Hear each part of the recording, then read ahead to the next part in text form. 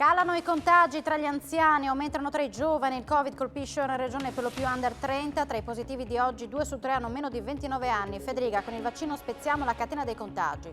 Spaccatura sempre più profonda tra giunta e opposizioni sul destino della sanità del Friuli Venezia Giulia. Il PD contesta la decisione di aumentare i fondi al privato. Riccardi, chi ci accusa evidentemente non conosce i fatti.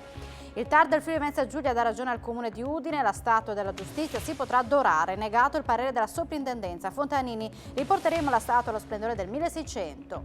Dopo il gran caldo arrivano i temporali circoscritti ma intensi, con forte vento e grandinate, allerta meteo della protezione civile per domani sera tra aree montane e alta pianura, poi tornerà il sole. Raduno allo stadio per l'Udinese della stagione 2021-2022, agli ordini di Gotti ancora pochi elementi in attesa che il mercato completi la rosa per il prossimo campionato, una settimana al Broseschi e poi ritiro in Austria.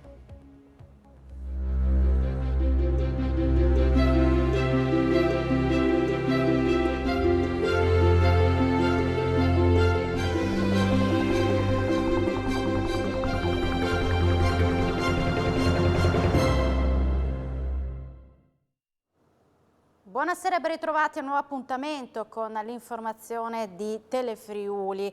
I nuovi positivi al Covid-19 in Friuli Venezia Giulia sono sempre più giovani.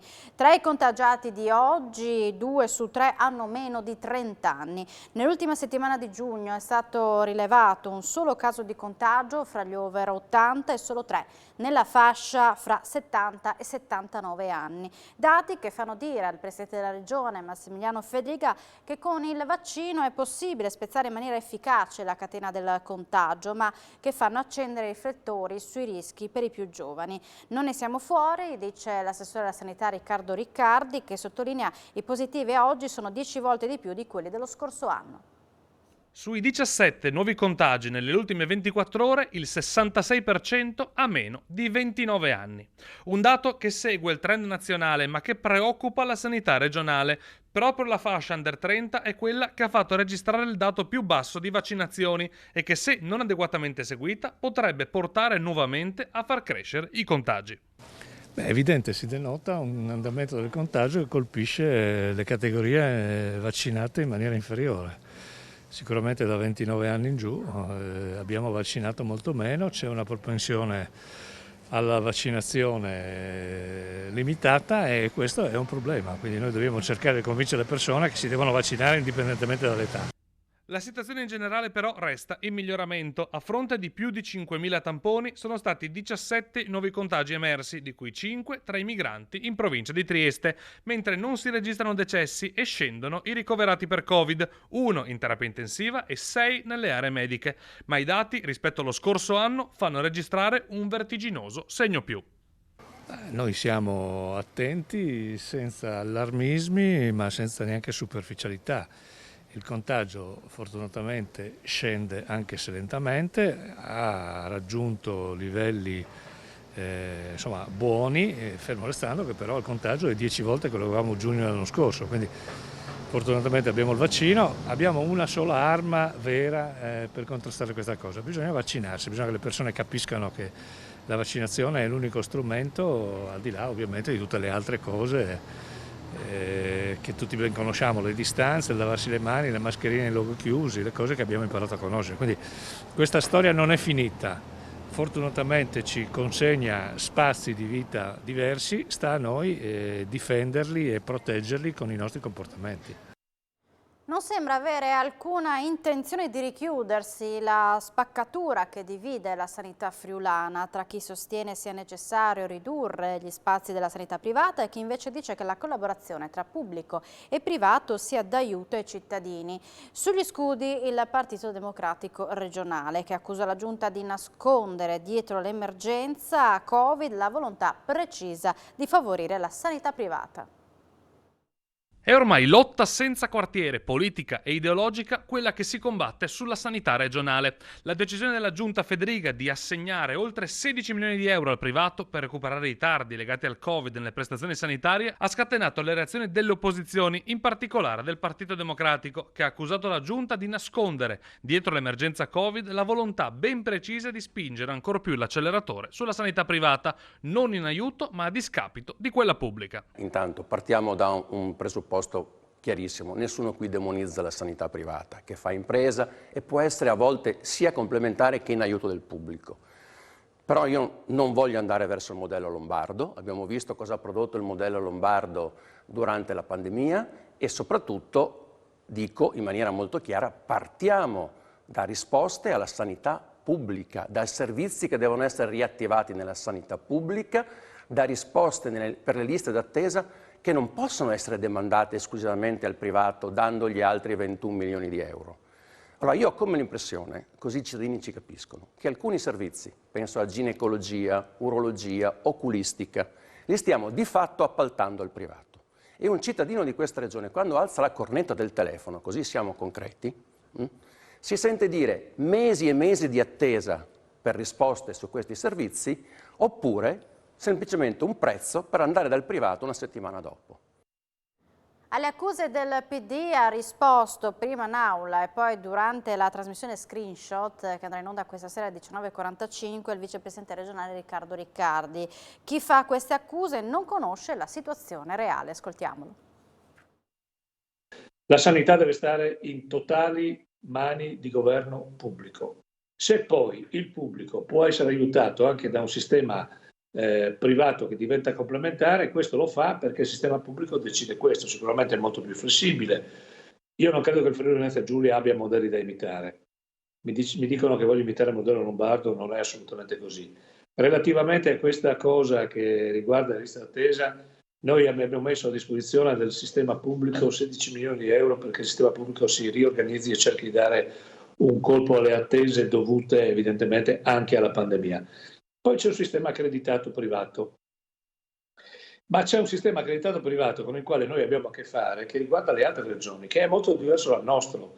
Cioè, se io ho €1 di spesa di accreditata ospedaliera in Friuli Venezia Giulia, in Veneto quell'1 diventa 2.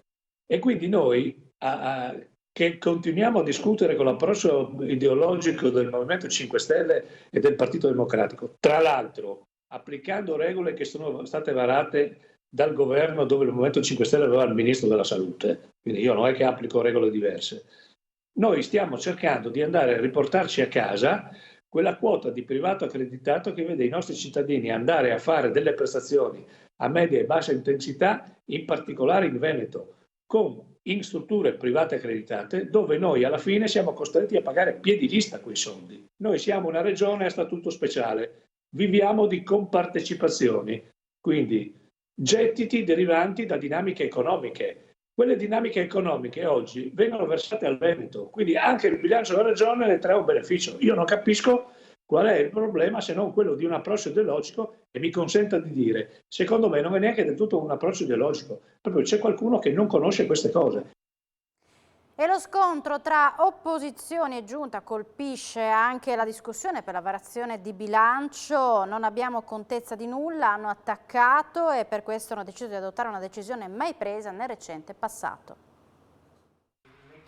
Non voteremo le variazioni di bilancio nelle commissioni di merito perché non abbiamo contezza di come verranno investiti gli oltre 360 milioni che la Giunta ha a disposizione. Si tratta di una decisione senza precedenti nel recente passato. I gruppi di minoranza in Consiglio regionale con i capigruppo del PD, Diego Moretti, Cristian Sergo del Movimento 5 Stelle, Simona Liguori dei Cittadini e i consiglieri Giancarlo Bidoli di Patto per l'Autonomia e Furio Onsel di Open FVG parlano di un atteggiamento inaccettabile dell'esecutivo guidato da Massimiliano Fedriga che nei lavori delle commissioni presenta documenti scarni per poi in aula rivoluzionare tutto. Non abbiamo contezza della situazione economica, hanno attaccato e pensare che fino ad alcuni mesi fa piangevano miseria parlando del rischio di non riuscire a pagare gli stipendi di medici e personale sanitario.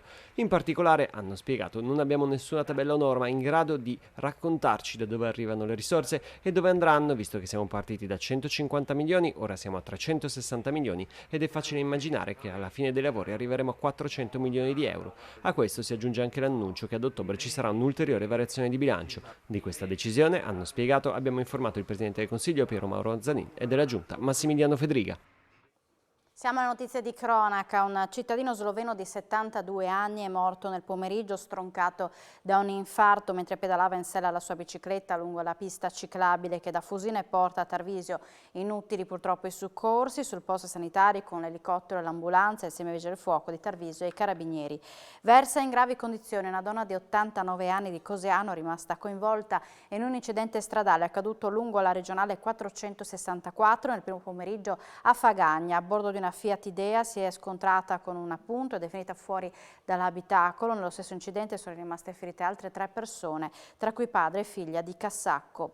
Un uomo è rimasto folgorato questa mattina nel parco fotovoltaico di Codroipo intorno alle 10. Si tratta di un tecnico in quel momento impegnato in lavorazioni in una cabina elettrica dove è stato colpito da una scarica. È stato immediatamente soccorso dai colleghi che nel frattempo hanno inviato l'allarme al NUE 112 di Palmanova. Sul posto sono giunti medici e infermieri. L'uomo è stato rianimato sul posto e poi trasportato in elicottero al pronto soccorso dell'ospedale di Udine dove è ricoverato in prognosi riservata.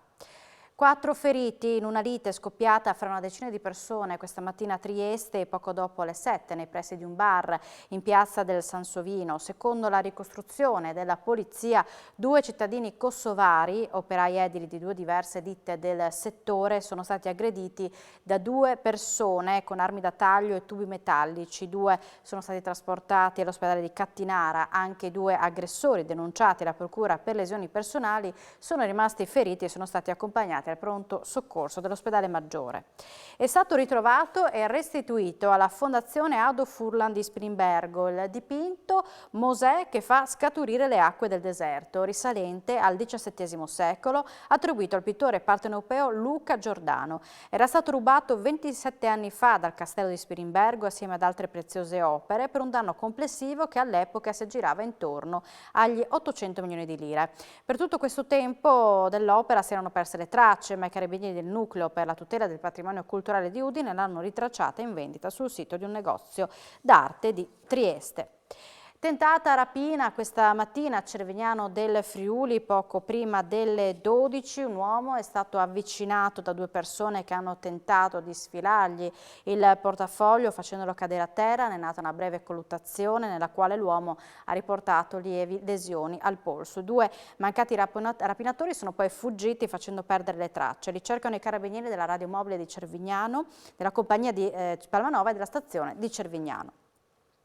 Più controlli delle forze dell'ordine anche con mezzi elettronici sulle strade che portano in Valcellina e a Piancavallo, teatro nel recente passato di gravi incidenti anche mortali. L'ultimo, il 3 luglio scorso a Cimolais, è costato la vita a un motociclista di Treviso. La decisione è emersa da un tavolo sulla sicurezza stradale per il periodo estivo, svolto oggi tra il prefetto di Pordenone, Domenico Lione, le forze dell'ordine e sindaci di Clout e Aviano, riuniti assieme a Friuli Venezia Giulia Strade e Autovie Venete. I controlli si concentreranno soprattutto nel fine settimana. Inoltre è stato deciso che sulla strada per Piancavallo potrà essere installato un autovelox fisso già presente nel comune di Clout. Via libera alla doratura della Statua della Giustizia di Piazza Libertà a Udine. Il TAR dà ragione a Palazzo d'Aronco e annulla il no della soprintendenza.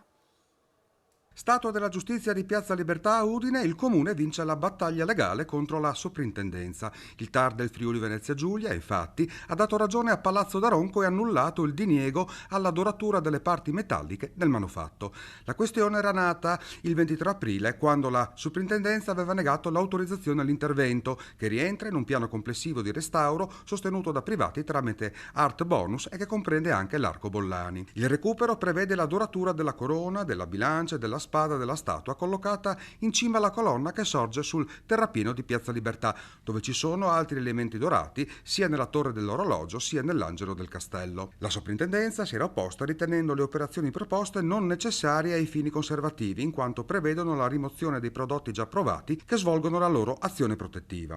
Il Comune aveva quindi risposto che l'obiettivo era di ripristinare l'aspetto originario e che comunque la doratura, già presente nel 1614, costituisce un'efficace protezione dal metallo. Di rimando la soprintendenza aveva ribadito il primo giudizio, senza considerare le ragioni storiche ed estetiche avanzate dal Comune. Per la protezione del manufatto non occorrono nuovi interventi. Da qui il ricorso di Palazzo d'Aronco al Tribunale amministrativo che gli ha dato ragione. Lo scarno supporto argomentativo a supporto del diniego, si legge nella sentenza, non consente di comprendere se la soprintendenza abbia malinteso la consistenza e la ratio dell'intervento oppure, al contrario, lo abbia reputato contrastante con gli interessi culturali e per quali ragioni. La soprintendenza è stata condannata a rifondere al Comune 2.000 euro per le spese di giudizio. Soddisfatto per la decisione del TAR, il sindaco di Udine Pietro Fontanini, riporteremo la statua allo splendore del 1600. Nel 1622 questa statua era stata dorata con contributo del Comune di Udine e noi vogliamo in pratica tornarla allo splendore di quegli anni. La sovrintendenza ha l'obbligo di mantenere proprio le opere d'arte nella loro bellezza proprio originaria. Allora questa statua, che è già stata restaurata in parte, però manca la doratura, un elemento fondamentale perché, ripeto, risale all'origine di quando è stata realizzata nel 1600. La giustizia dorata penso che sia una cosa bella. Io ringrazio il TAR del Friuli Venezia Giulia che ha dato ragione al Comune di Udine per il ricorso che abbiamo fatto. A 2 mesi dall'inizio del nuovo anno scolastico sono ancora tanti i dubbi organizzativi per i dirigenti scolastici che chiedono risposte su organici, trasporti e didattica digitale integrata. E per la ripartenza ci sono già scuole che pensano di iniziare le lezioni prima del 16 settembre. Altro che ritardare l'avvio dell'anno scolastico come aveva proposto il Veneto, per i presidi del Friuli Venezia Giulia non c'è tempo da perdere in tutti i sensi e così, in attesa di delucidazioni su organici Covid e immissioni in ruolo, alcuni dirigenti scolastici pensano già a una partenza anticipata. Io penso che addirittura il termine che è stato posto anche dal nostro calendario regionale del 16 di settembre sia forse collocato un po', eventualmente un po' troppo in avanti. Qui per esempio in provincia di Pordenone le scuole superiori si stanno già interrogando sulla possibilità, anzi in qualche modo lo hanno anche già deliberato, di anticipare al lunedì la partenza del nuovo anno scolastico. Il grande nodo da sciogliere resta comunque quello dei trasporti e la ANP spera che non si ripetano i disservizi di un anno fa. Per ripartire sarà anche fondamentale la vaccinazione e in regione i numeri del personale scolastico coperto sono ottimi, tanto che le scuole si mettono ulteriormente a disposizione come eventuali centri vaccinali. L'ITS Malignani ottiene il primo posto tra i 6 prototipi premiati all'ITS 4.0 Day grazie al progetto di una stanza intelligente, personalizzabile e smart. L'iniziativa promossa dal MIUR sono stati coinvolti più di 500 studenti e 50 aziende partner. Sono 6 progetti premiati all'ITS 4.0 Day, promosso dal Ministero dell'Istruzione. Primo classificato il progetto degli studenti del corso Arredo Navale Nautico dell'ITS Malignani di Udine. Un grande successo per il corso Arredo Navale Nautico, un grande successo per i ragazzi, per i formatori, per la scuola di riferimento e naturalmente per il MIZ, perché è il 4º anno consecutivo che noi ci posizioniamo all'interno di questo percorso e abbiamo accesso alla fiera del Maker Faire. È importante che i ragazzi possano sperimentare contesti innovativi, tecnologici, che li mettono già in contatto con le aziende. Difatti il progetto nasce proprio da una sfida lanciata da un'azienda Pianca, leader nel settore arredamento. L'ITS, l'arredamento navale nautico, non era mai stato un indirizzo svolto prima dal MIZ, quindi essendo il primo anno è stata una sorpresa piacevole. Il nostro progetto ha la tematica Abitacolo 4.0 per quanto riguarda la parte di tecnologie e personalizzazione dell'ambiente. Le nostre aspettative sono quelle di poter realizzare un prototipo che sia molto attendibile come grado di fedeltà e anche di poter appunto fare una buona impressione al mondo delle aziende che parteciperanno alla Maker Faire.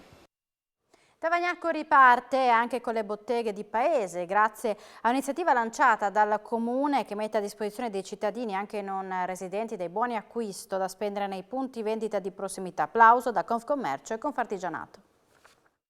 Compra a Tavagnacco. Si chiama così l'iniziativa promossa dal comune dell'Interland udinese, che ha ideato un nuovo sistema per favorire gli acquisti nei negozi del paese che non sono legati alla grande distribuzione, per favorire la ripartenza di fatto delle botteghe del comune. Acquistando in uno dei 30 negozi, farmacie o anche servendosi degli artigiani del posto che hanno aderito, si riceve un buono spendibile in un altro punto vendita di Tavagnacco con uno sconto di 20 euro su una spesa minima di 40. L'iniziativa riguarda i nostri cittadini, ma anche tutti i clienti che possono venire da fuori comune ad animare, insomma, i nostri centri e i nostri paesi. L'iniziativa, che ha visto l'adesione fino a ora del 30% delle realtà locali, prende avvio il 9 luglio per concludersi il 31 agosto. La differenza sarà coperta con un fondo messo a disposizione dal municipio di 20.000 euro.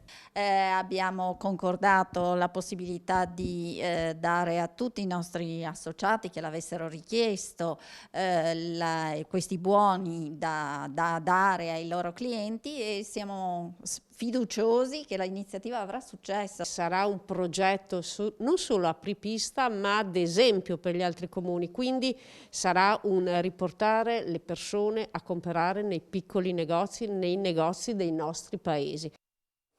Confessioni di 3 sindacalisti friulani è il titolo del nuovo libro edito da Editoriale del Friuli, che è stato presentato nel pomeriggio all'Università di Udine in un dibattito che ha coinvolto gli attuali segretari provinciali di CGIL CISL e UIL. Il libro, con le testimonianze di Ferdinando Ceschi, Agino Dorigo e Roberto Muradore, sarà in edicola da venerdì 9 luglio con il settimanale Il Friuli. Cosa avete voluto comunicare con questo libro? Il nostro amore per la nostra terra e 40 anni di impegno perché i lavoratori siano considerati per quello che sono, una parte centrale della società, una parte integrante della storia del Friuli. Il Friuli è ricordato come terra di lavoro e da questo punto di vista ognuno di noi in questi 40 anni ha ricoperto un ruolo fondamentale e importante, che sembra con il tempo sbiadire, ma noi crediamo che invece la storia della ricostruzione del Friuli è stata una ricostruzione collettiva nella quale il sindacato e la classe lavoratrice hanno fatto per intero il loro lavoro. Rispetto al passato, cosa significa fare sindacato oggi? Cambiato in modo particolare nella comunicazione. Non abbiamo più un sindacato con delle industrie, ma dobbiamo lavorare con i giovani, con le nuove generazioni che sono molto più smart, veloci. Abbiamo il lavoro subordinato, il lavoro autonomo, e noi come CGIL, CISL e UIL stiamo pensando tutti i lavoratori precari, i rider, i lavoratori che lavorano ad esempio nelle grandi aziende che vendono solamente online, e quindi cambia il lavoro ma cambia anche il sindacato. Partirà il 20 luglio la 7ª edizione di Suns Europe, il festival artistico dedicato alle lingue minoritarie, spettacoli in 9 comuni del Friuli con concertone in Castello a Udine. 19 ospiti per 14 eventi in 9 comuni e i blocchi di partenza alla 7ª edizione di Suns Europe, che nonostante la pandemia porterà in Friuli diversi artisti da tutta Europa. Al centro, come da tradizione, le lingue minoritarie, friulano in primis, con il supporto di Regione FVG e Arlef. È una vetrina, un palcoscenico importante innanzitutto per il Friuli Venezia Giulia, perché è un festival internazionale, quindi coinvolge più paesi europei. È un festival delle lingue minoritarie, non soltanto del friulano. Il fatto di poter vantarci di ospitare questo festival è sicuramente un elemento importante di lustro per la regione Friuli Venezia Giulia, che è una regione che oggi fonda il presupposto dell'autonomia proprio sul fatto di essere una regione che ha una peculiarità che altri non hanno, la presenza di 4 lingue ufficiali parlate sul proprio territorio. Suns ci presenta appunto questo ricco cartellone di spettacoli dove c'è la lingua friulana, ma ci sono anche altre lingue europee riconosciute come fondamentali non solo dalla legislazione o dai governi, ma anche dai popoli. Suns è un'occasione imprescindibile ormai per tantissimi partners che vengono da ogni angolo d'Europa di tornare qui e così presentare le eccellenze artistiche che sostanzialmente vengono prodotte nelle proprie diverse realtà regionali. Parleremo di musica, che è un po' la nostra cifra, la nostra punta di diamante, ma passeremo attraverso anche i linguaggi del cinema, della della letteratura, facendo vedere un po' alla nostra cittadinanza e ai tanti ospiti europei che in realtà partecipano venendo a Udine in questi giorni, che veramente essere diversi è bello, è importante e arricchente. La Protezione Civile ha diramato per domani un'allerta meteo per forti temporali e raffiche di vento, un fenomeno dovuto al gran caldo di questi giorni che domani, come ci racconta il nostro meteorologo Antonino Renda, sarà ancora più stringente. Eccoci qui ancora con un caldo molto intenso dovuto all'anticiclone africano che continua a sospingersi le sue masse d'aria molto calde, caldo e afa, che comunque nella giornata di domani saranno in ulteriore accentuazione. Però dalla sera giunge un nucleo di aria più fresca di origine atlantica. Questo nucleo di aria più fresca provocherà un aumento dell'instabilità e assieme all'instabilità la formazione di piogge e di temporali, soprattutto tra il tardo pomeriggio e la sera, a partire dalla fascia montuosa. È lecito attendersi, come anche la Protezione Civile ha sottolineato, dei temporali localmente anche molto forti. In pianura, verso sera, tra la sera e la notte. Qualche area costiera potrà anche essere raggiunta, ma la maggior parte dei fenomeni interesseranno appunto parte della pianura, visto che non tutte le aree verranno interessate comunque da questi temporali, che saranno accompagnati sia da forti raffiche di vento che in qualche caso anche da qualche locale grandinata. Lo sport, sale l'attesa per la partita di questa sera per sapere chi affronterà l'Italia nella finale di domenica, anche se molti non hanno dubbi. L'Inghilterra a battere a casa loro sarebbe impagabile. Vediamo. Cosa ci aspettiamo da questa partitona di domenica? La vittoria, minimo. Vediamo cosa succederà e speriamo bene, no? Vista la partita di ieri sera. Intanto vinciamo e poi eventualmente penseremo al festeggiamento, ma bisogna portarla a casa prima. Domenica sarà una partitona, speriamo che il risultato sia a nostro favore chiaramente e in bocca al lupo. Questa sera invece Danimarca-Inghilterra la guarderà per sapere insomma quale sarà il prossimo avversario dell'Italia? Sì, la guarderò e spero che vinca l'Inghilterra, perché vincere a casa loro è una bella soddisfazione. Io non voglio la Danimarca, voglio gli inglesi proprio, che non li sopporto più di tanto.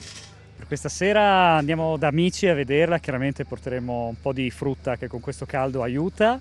Io mi auguro che perdano tutte e due.